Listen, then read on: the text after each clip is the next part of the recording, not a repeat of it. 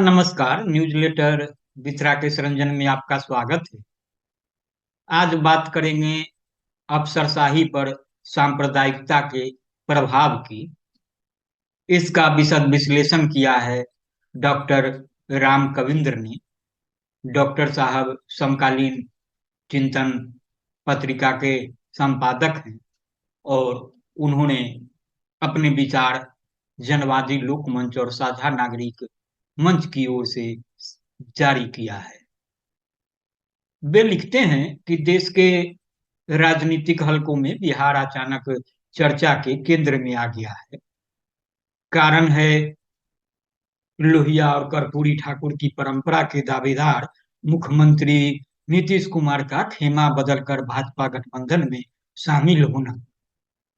महज एक साल और कुछ महीने पहले वे भाजपा छोड़कर महागठबंधन के खेमे में आए थे। सत्ता के लोभ में गिरगिट से भी तेज रफ्तार में रंग बदलकर कोई व्यक्ति कितना नीचे गिर सकता है, नीतीश कुमार इसके मानदंड बन गए।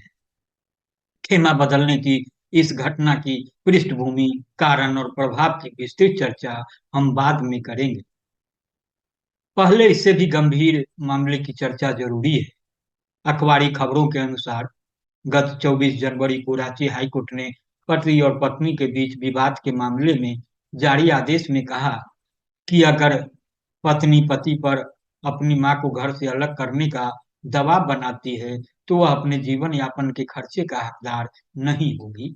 जाहिर है निचली अदालत ने पत्नी को खर्चे का हकदार माना था। यह पूरा मामला हमें नहीं मालूम, इसलिए इसके मेरिट पर हम चर्चा नहीं कर सकते।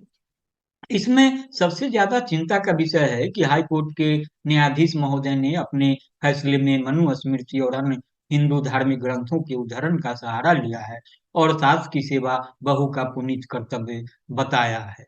यह धर्मनिरपेक्ष जनतंत्र की घोषित व्यवस्था वाले बहुधार्मिक और बहुसांस्कृतिक देश के लिए अत्यंत खतरनाक रुझान है। न्यायाधीश महोदय ने संविधान के प्रावधानों का भी उल्लेख किया है। तब समझ में नहीं आता कि प्राचीन मूल्यों और हिंदू धर्म ग्रंथों का सहारा लेने की जरूरत उन्हें क्यों पड़ गई। निसंदेह यह भारतीय राज व्यवस्था में हिंदुत्व के गहराते प्रभाव के कारण ही हुआ है। एक तरफ न्यायालयों में ऐसे ग्रंथों के उदाहरणों का सहारा लेने का प्रचलन बढ़ता जा रहा है, तो दूसरी तरफ राजनीति में मनुस्मृति लागू करने की मांग भी जोर पकड़ती जा रही है। राजनीतिक दलों के मामले में सांप्रदायिकता और धर्मनिरपेक्षता की बहस काफी पुरानी है और ऐसे दलों की पहचान भी मोटा मोटी हो गई। लेकिन न्यायपालिका सहित अफसरशाही की विभिन्न शाखाओं में इस प्रवृत्ति का फैलना अत्यंत घातक है और किसी धर्मनिरपेक्ष राज्य की शासन व्यवस्था में ऐसे लोगों का बना रहना कैंसर की तरह खतरनाक है। ऐसे लोगों का अपने पदों पर बने रहने का कोई अधिकार नहीं है। डॉक्टर साहब आगे लिखते हैं कि वर्तमान दौर में जब राजनीतिक सत्ता की बागडोर हिंदुत्ववादी सांप्रदायिक तत्वों के हाथ में है, धर्मनिरपेक्ष पूंजीवादी पार्टियां इस संघर्ष के प्रति उदासीन रहकर समझौतावादी रुख अपनाती हैं।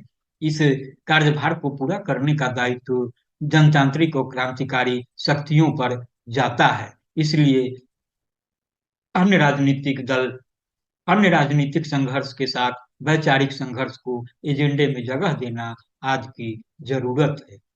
तो आप इसे सुने और गुने अपनी प्रतिक्रिया जरूर दें। तो नमस्कार।